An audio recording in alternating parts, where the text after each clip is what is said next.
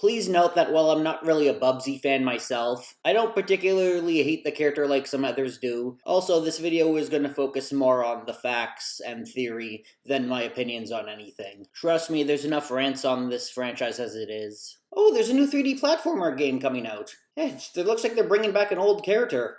Oh, come on, please be Gex, please be Gex. Yo, remember me? Your old pal Bubsy? Oh, it's Bubsy. Hello my good people, today I'm going to do a discussion video about the infamous feline of gaming, Bubsy Bobcat. Also yes, I decided to bring back my avatar for this video, because I'm sure some of my longtime viewers kinda missed him. This year, something really caught us all off guard. Bubsy is returning in a new game, called Bubsy 4D. And people are shocked by this, mostly due to the fact that this mostly disliked 90s gaming character came back much sooner than actually liked ones. And surprisingly, his new game doesn't look that bad. It has nice graphics, the level design is appealing, and Bubsy's redesign actually makes him stand out more and look more appealing to furries. But still, one has to wonder why Bubsy is having a better career right now than platformer series that much more people care about, examples like Rayman or Banjo, etc. Well, here today I'm going to give my theory on why I think this cat has been given another life, besides having 9 lives of course. Here it is, the franchise surviving off infamy. Now for a brief introduction of the series. The games follow an anthropomorphic bobcat who platforms his way across levels while trying to stop alien species called woolies from taking over. In the 90s, thanks to the success of Sonic the Hedgehog, there was a big boom of platformer video games starring snarky anthropomorphic animals. A lot of companies attempted their own take at this formula, and Bubsy was no exception. And at the time, people didn't mind the games and the character. I mean, they weren't the best games of the bunch, but they could be fun and interesting. What could possibly go wrong? Bubsy 3D, that's what went wrong. This is the game that killed the Bubsy franchise for a long time, and pretty much soiled Bubsy's reputation for years to come. Even the flaws with the previous games are becoming more noticeable with how badly they butchered Bubsy 3D. Years pass, and Bubsy 3D has made it on countless worst of lists. The series has also become somewhat of a punching bag amongst gamers. People started realizing how unfair and clunky the original games were. Bubsy was often considered one of the most annoying video game characters of all time, and the obnoxious failed cartoon pilot also helped put a stain on Bubsy's reputation. Gamers made fun of him for being a lame attempt to cash in on Sonic, as well as just being a poorly made game series in general. What I'm trying to say is that Bubsy's career seemed pretty dead, with no hope of ever having another sequel. That is, until... That's right! In 2017, the cat came back, with a new 2D platformer. Did this new game finally pull him out of the mud? Well, yes and no. On the one hand, the game is less frustrating than its 2D predecessors, since Bubsy can now get something to shield himself from damage. Everything was a one-hit kill in the original games. And his voice is nowhere near as ear-grating as in 3D. Not to mention, it doesn't feel like you're walking on ice anymore. But the Woolly Strike Back isn't anything worth writing home about. It's kind of a generic 2D game that doesn't have anything that helps it stand out from its competitors outside of starring Bubsy, I guess. Still a decent time if you can find it for a low price. Then came Paws on Fire in 2019. And while this one got slightly better reviews, it sold even less and had even lower hype. Overall, these two games were seen as a step up from the original, but just about anything would be a step up from those games. So with not a lot of people talking about it and the games just being seen as okay at best, you'd think that would be the end of the revival era, right? Well, that's what we all thought until more recently. The cat came back. He just wouldn't stay away. So we have a series of games that are considered either average at best or downright horrible at worst.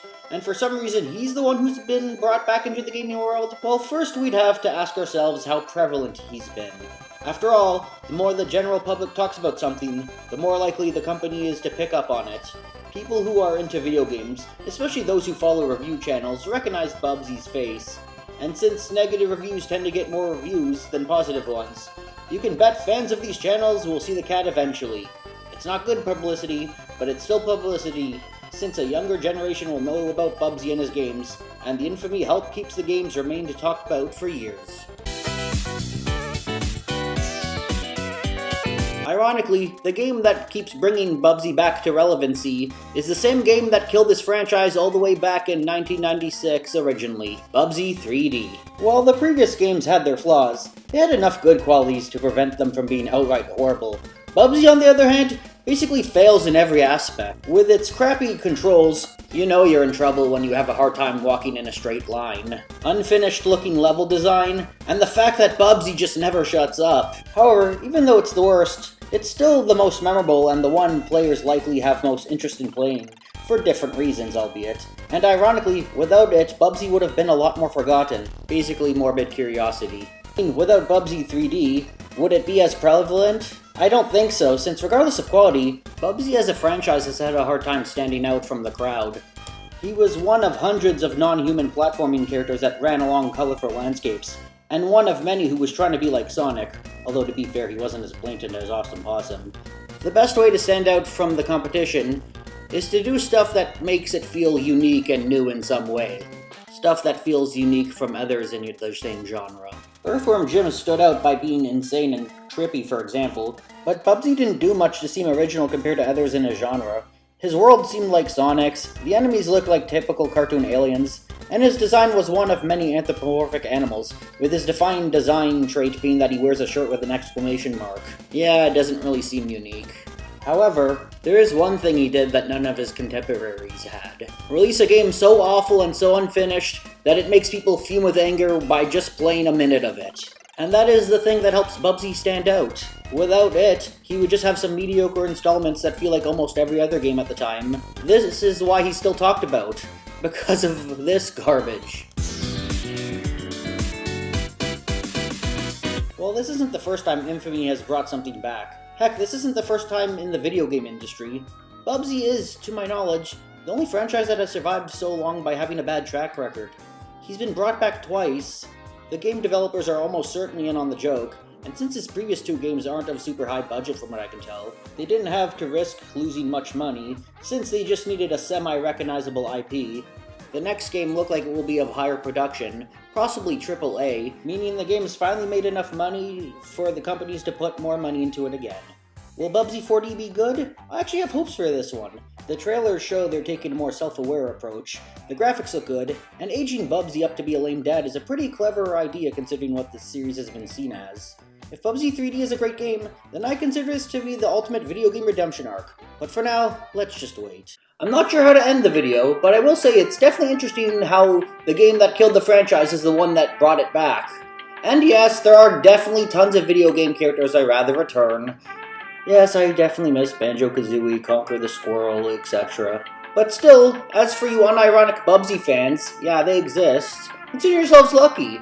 Having a series you like return that you legit find underrated and underappreciated isn't something that a lot of us get.